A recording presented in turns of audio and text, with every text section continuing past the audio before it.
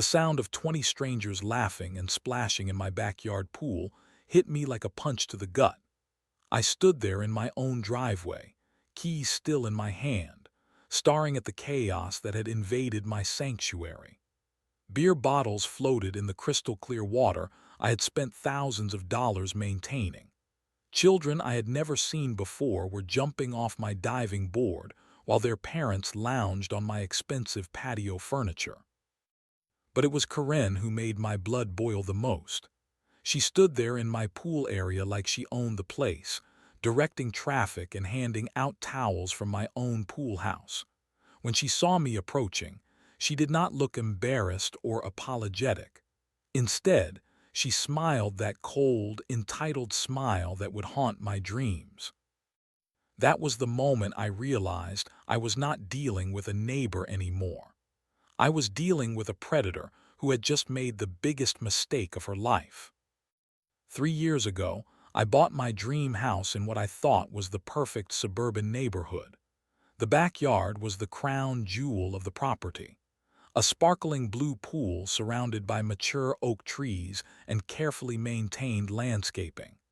I had saved for years to afford this place, working double shifts and skipping vacations just to make it happen. The pool was not just a luxury to me. It was proof that hard work pays off. Every morning, I would drink my coffee on the deck and watch the sunrise reflect off the water. Every evening after work, I would swim laps to wash away the stress of the day. It was my personal slice of paradise. The neighborhood seemed perfect too. Quiet streets lined with well-maintained homes and friendly neighbors who waved when they walked their dogs. Everyone kept to themselves but remained polite and respectful. It felt like the kind of place where you could finally relax and enjoy the fruits of your labor. That was before I met Corinne Williams. She lived 3 houses down in a modest 2-story home with her husband and teenage daughter. At first, she seemed like the ideal neighbor. She would compliment my landscaping when she walked by and always had a warm smile when we crossed paths at the mailbox. But I started noticing things. The way her eyes would linger on my pool area when she walked past. How she would find excuses to come to my front door and crane her neck to get a better view of the backyard. She would make comments about how lucky I was to have such a beautiful setup and how nice it must be to cool off on hot summer days. Then came the requests, small ones at first. Could she borrow some pool chemicals because the store was closed? Did I have an extra pool skimmer she could use for her cousin's above-ground pool? I said yes because I wanted to be a good neighbor. But each favor led to another, and the requests became more personal. One Saturday morning, Corinne knocked on my door with a different kind of request. Her daughter was turning 16, and she wanted to throw a pool party. Not at her house, but at mine. She explained that her backyard was too small and my pool area would be perfect for the celebration. I felt my stomach drop. This was crossing a line I was not comfortable with. I explained politely that I preferred to keep my pool area private and suggested some local community centers that rented out their facilities for parties. Corinne's friendly demeanor vanished instantly.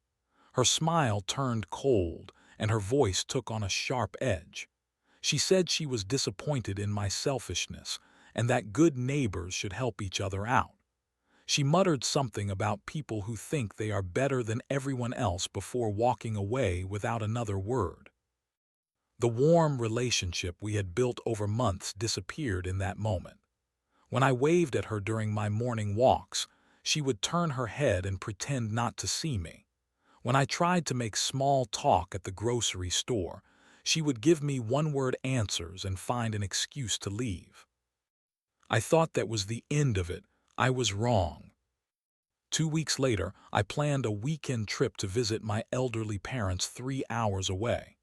They had been asking me to come help with some yard work, and I figured a change of scenery would do me good. Before leaving Friday morning, I made sure everything was secure. The pool cover was in place, the gate was locked, and the outdoor furniture was arranged exactly how I liked it. The drive to my parents' house was peaceful. We spent the weekend working in their garden and catching up on family news. By Sunday evening, I felt refreshed and ready to return to my routine. I loaded up my car with some vegetables from their garden and started the drive home just as the sun was setting. I pulled into my driveway around 9 o'clock that night. The first thing I noticed was that my outdoor lights were on, which was strange because I always turned them off when I left town. Then I heard it. Music. Loud music coming from my backyard. My heart started racing as I walked around the side of my house. What I saw made me question whether I was having a nightmare. The pool cover had been removed and folded neatly in the corner. My pool was full of people. Not just a few people, but at least 20 adults and children I had never seen before in my life. There were families with small children playing in the shallow end. Teenagers were doing cannonballs off my diving board.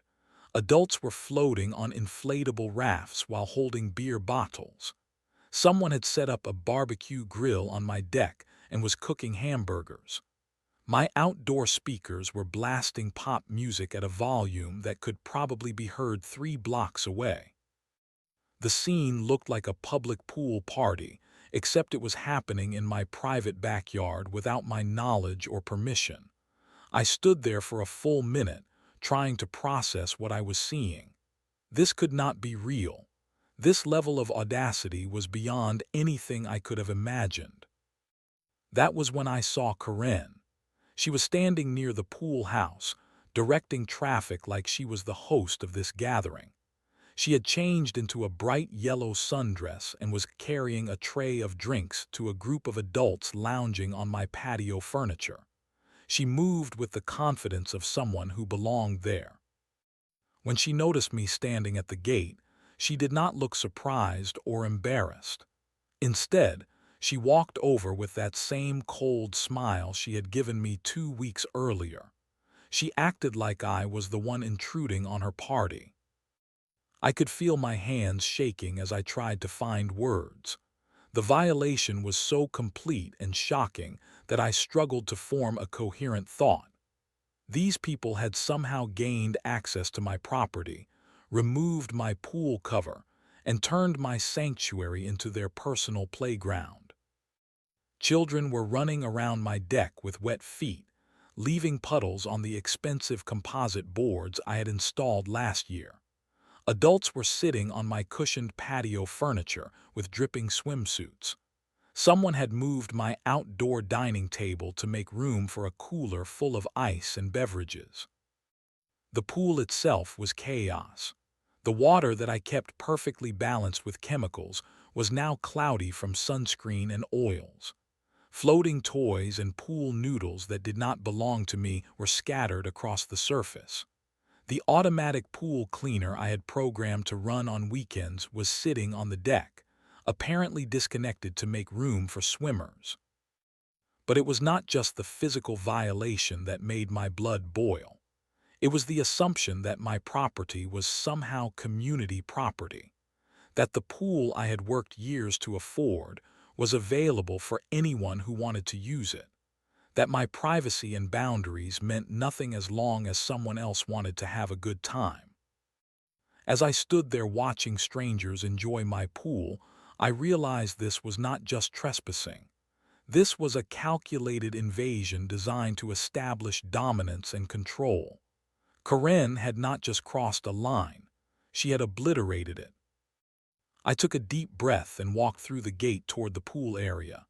Every step felt surreal, like I was walking through someone else's nightmare. The closer I got, the more details I noticed that made my anger spike. Someone had used my pool towels and left them in wet piles on the deck. My outdoor refrigerator was wide open, with strangers grabbing drinks like they owned the place. I approached Karen first, trying to keep my voice calm and measured. I told her that I needed everyone to leave immediately. This was private property, and no one had permission to be here. I explained that I had been out of town and came home to find this situation. Karen's response was not what I expected. Instead of apologizing or looking embarrassed, she became defensive and aggressive. She raised her voice so everyone could hear and said that I was being unreasonable. She claimed that neighbors should share their resources and that I was being selfish by keeping such a beautiful pool to myself. The other adults started gathering around us, forming a circle that felt more like a mob than a friendly conversation.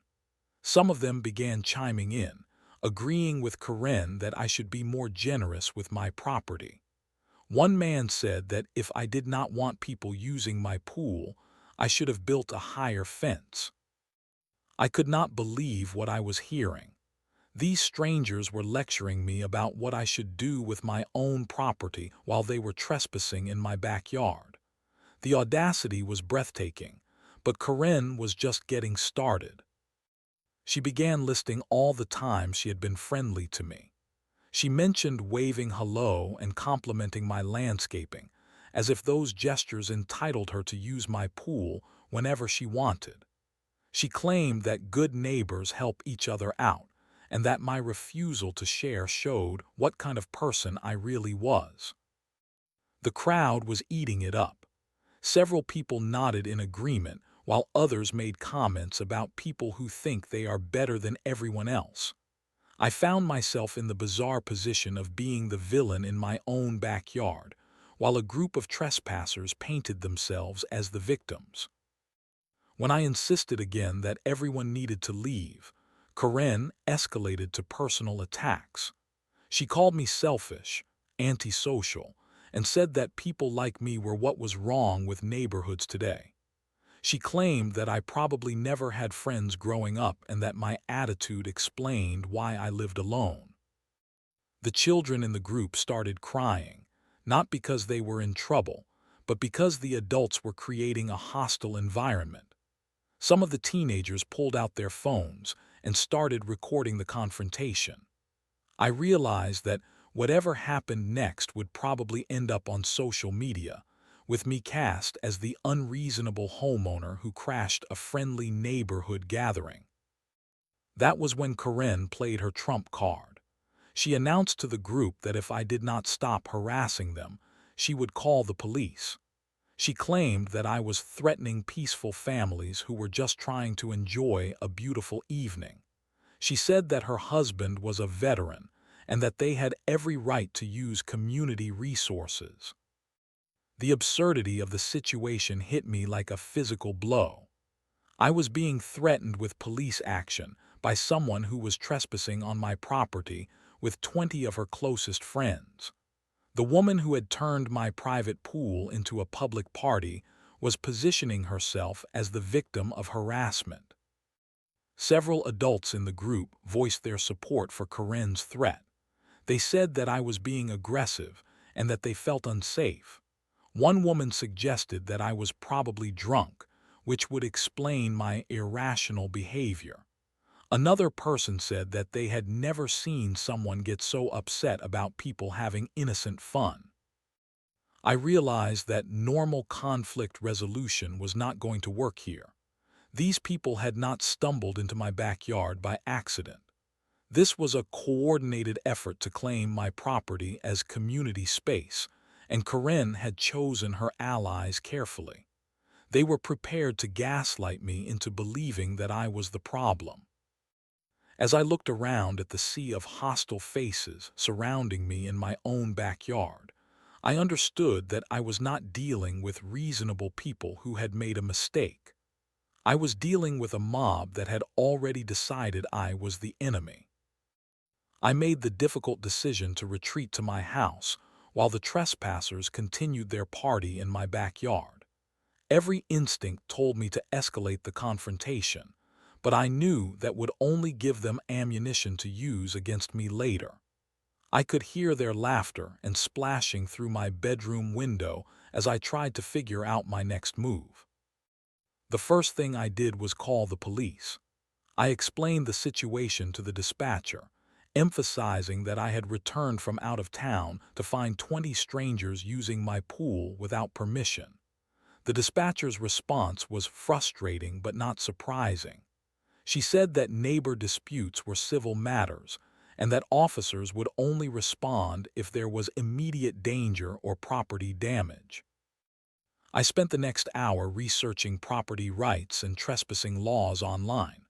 What I found was both encouraging and infuriating. I had every legal right to remove people from my property, but the practical reality was more complicated. Since Karen had convinced the group that they were welcome, proving criminal intent would be difficult. But as I dug deeper into local regulations, I discovered something interesting. My property was subject to specific pool safety ordinances that required controlled access. Having 20 unsupervised people in my pool area actually violated several city codes related to occupancy limits and liability insurance. That was when I decided to do some detective work. I walked around my neighborhood and knocked on doors, asking neighbors if they had seen anything unusual over the weekend. What I learned made my blood boil even more.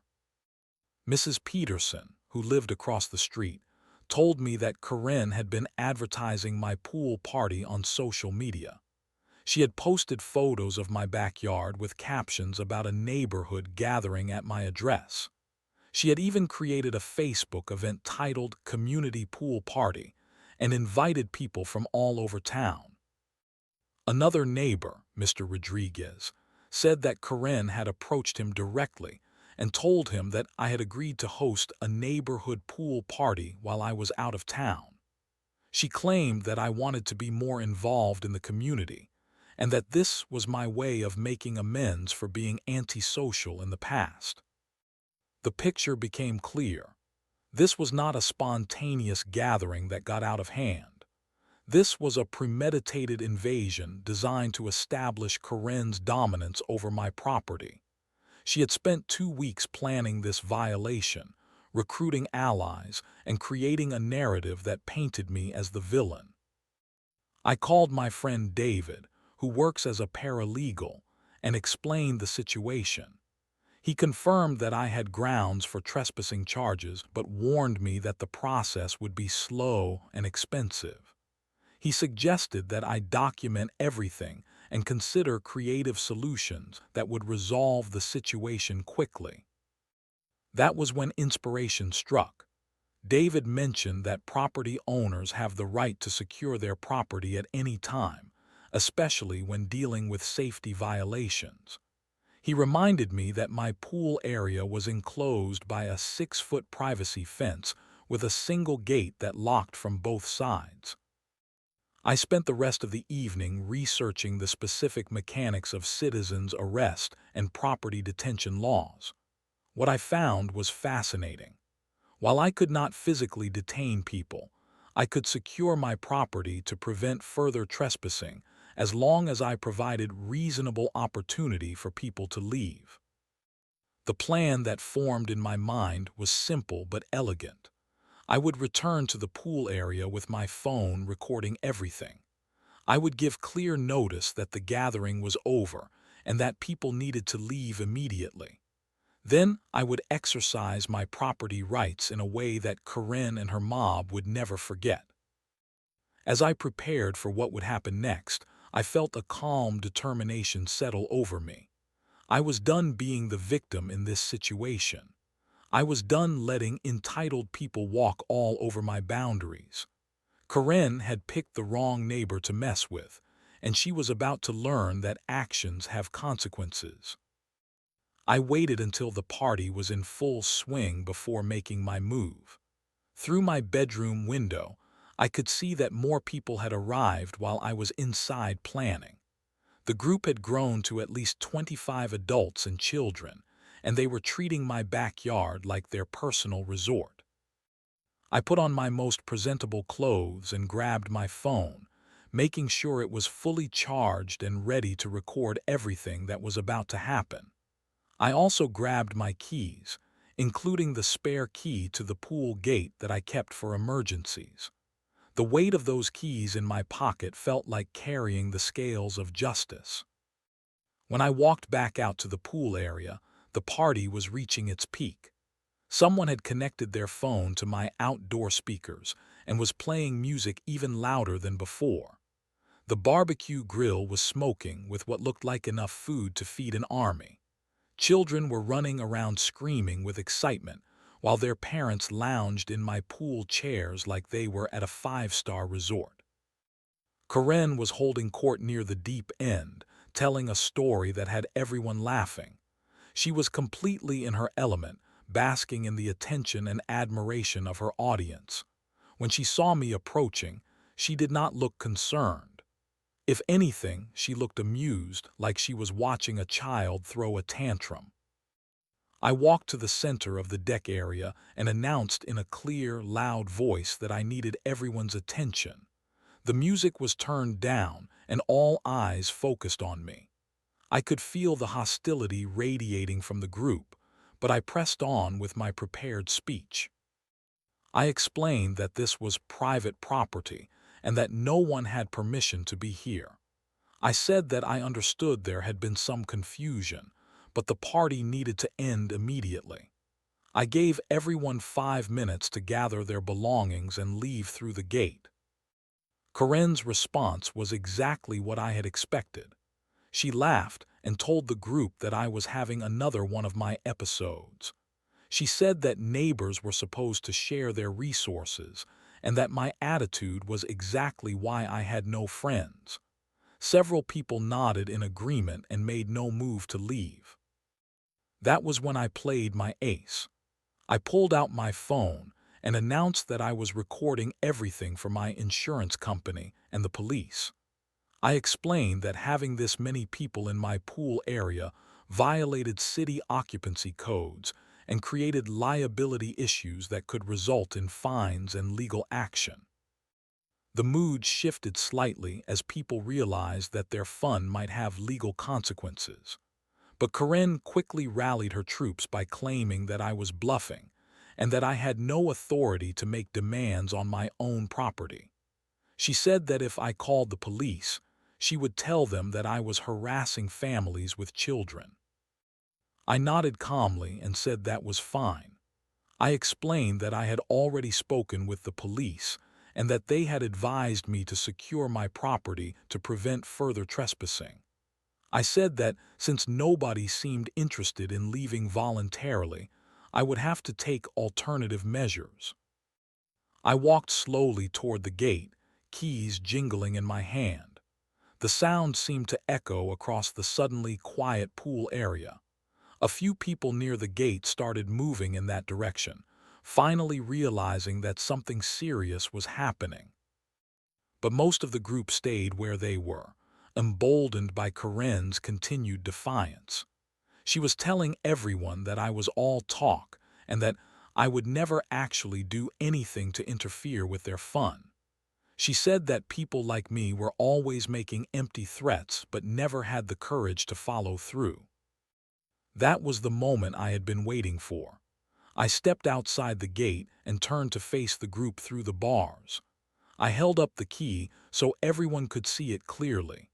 Then I inserted it into the lock and turned it with a satisfying click that seemed to echo through the entire backyard. The reaction was immediate and intense. Several people rushed toward the gate, but it was too late. The lock was secure, and I was standing on the other side with the key in my pocket. 25 trespassers were now trapped in my pool area with no way out except over a 6-foot privacy fence. Karen's face went through a series of expressions that would have been comical under different circumstances. First confusion, then disbelief, then pure rage as she realized what had just happened. She started screaming at me through the fence, demanding that I unlock the gate immediately. I pulled out my phone and started recording her meltdown while calmly explaining the situation. I said that they were now experiencing what it felt like to have their personal space invaded without permission. I explained that they were free to leave at any time by climbing over the fence, but the gate would remain locked until the police arrived to sort out the trespassing situation. The panic that spread through the group was immediate and intense. Parents were trying to calm crying children while frantically looking for ways to escape. Adults were attempting to climb the fence, but quickly realized that it was designed to keep people out, not in. The party atmosphere had transformed into something resembling a prison break movie. Karen's meltdown reached epic proportions as the reality of her situation sank in. She was screaming at me through the fence, calling me every name in the book while demanding that I release her and her guests immediately. Her face was bright red with rage, and she was packing back and forth like a caged animal. Several of the trapped guests were trying to climb the fence, but my 6-foot privacy barrier was proving more effective than I had hoped. The smooth composite boards offered no handholds, and the posts were set deep in concrete. A few athletic teenagers managed to get halfway up before sliding back down, much to the amusement of neighbors who were starting to gather on the other side to watch the show. That was when someone in the group called the police.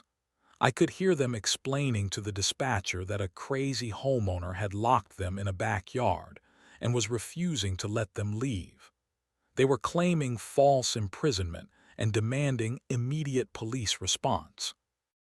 I was not worried. I had done my research, and I knew that property owners had the right to secure their property when dealing with trespassers. I also had everything recorded on my phone, including Karen's admission that she had organized the party without my permission. The police arrived about 20 minutes later.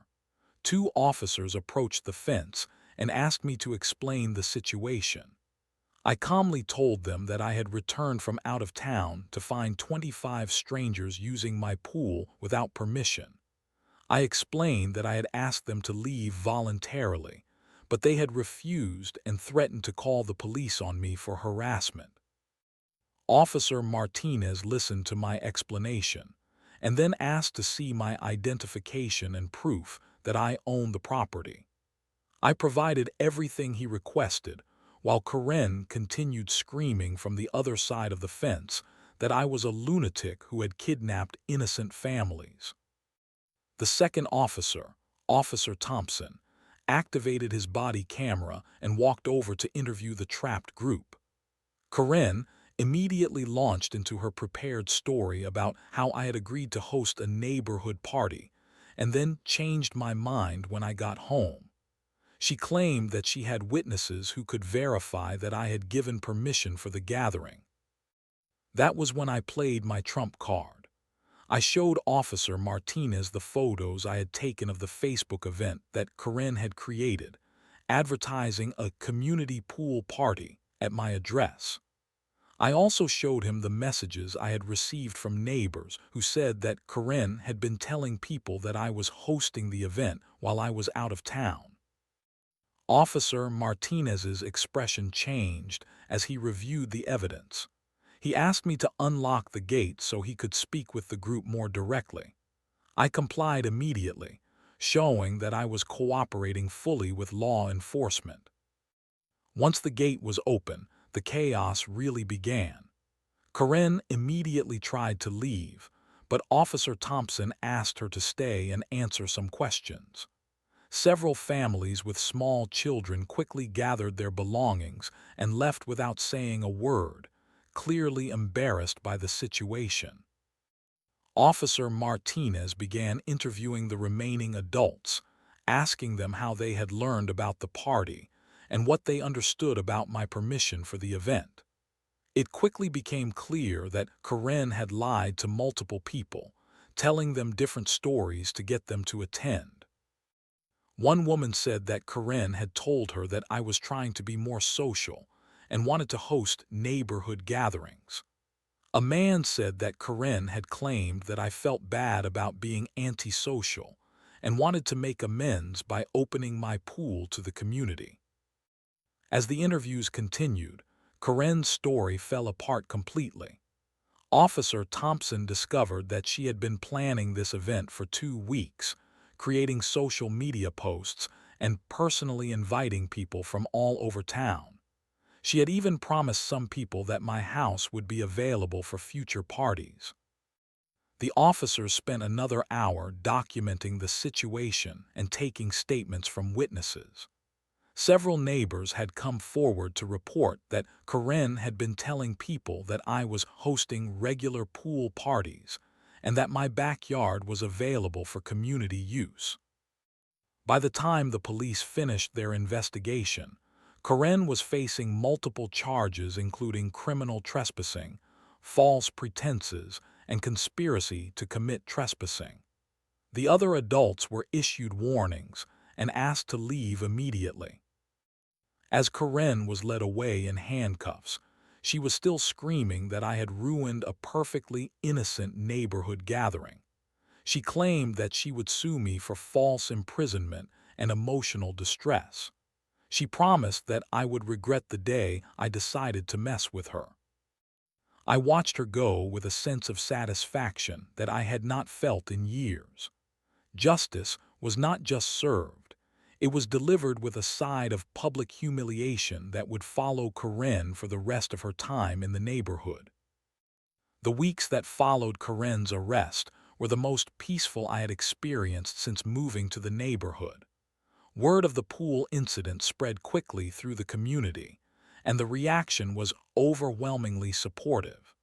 Neighbors who had never spoken to me before stopped by to thank me for standing up to Karen's bullying behavior.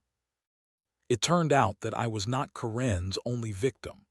Mrs. Chen from 2 streets over told me that Karen had been using her driveway to host garage sales without permission. Mr. Johnson said that Karen had been taking packages from his porch when he was not home, claiming she was helping by bringing them inside. The pattern of entitlement and boundary violations went back years. Karen's house went up for sale 3 weeks after her arrest. The "for sale" sign appeared overnight, and I noticed that she stopped making eye contact with me during the brief times I saw her coming and going. Her husband looked embarrassed whenever we crossed paths, and their teenage daughter seemed mortified by the whole situation. The legal process moved faster than I had expected. Karen's lawyer tried to negotiate a plea deal that would avoid jail time, but the prosecutor was not interested in leniency. The Facebook posts and witness statements made it impossible for her to claim ignorance or accident. She had clearly planned and executed a deliberate violation of my property rights. Karen pleaded guilty to criminal trespassing and was sentenced to 6 months of community service, 3 years of probation, and a restraining order that prevented her from coming within 100 feet of my property. She was also required to pay restitution for the pool chemicals and cleaning services needed to restore my pool to its original condition. The community service requirement was particularly fitting. Karen was assigned to work at the city's public pool, helping with maintenance and cleanup. The irony was not lost on anyone that she was now working at a pool that was actually open to the public, unlike mine, which had always been private property. My story spread beyond the neighborhood through social media and local news coverage. I started receiving messages from homeowners all over the country who had dealt with similar situations. Many of them thanked me for showing that bullies could be held accountable for their actions. The pool itself was restored to its original pristine condition within a week. I had it professionally cleaned and rebalanced, and I upgraded the security system to include cameras and motion sensors. I also reinforced the gate lock and added a second layer of fencing around the most vulnerable areas. The first time I swam alone in my pool after the incident was magical. The water was crystal clear, the deck was spotless, and the only sounds were birds singing in the oak trees. It felt like I had reclaimed not just my property, but my peace of mind. Karen's family moved out of the neighborhood 2 months later. The new owners are a quiet couple with young children who respect boundaries and understand that good neighbors do not have to share everything. They have never once asked to use my pool, which is exactly how I prefer it. Looking back on the whole experience, I learned that sometimes the best way to deal with a bully is to let them defeat themselves. Karen's own arrogance and sense of entitlement provided all the rope she needed to hang herself legally and socially. My pool remains my private sanctuary, and I have never had another uninvited guest. The gate stays locked, the cameras stay recording, and the water stays perfect. Sometimes the best revenge is simply living well on your own terms.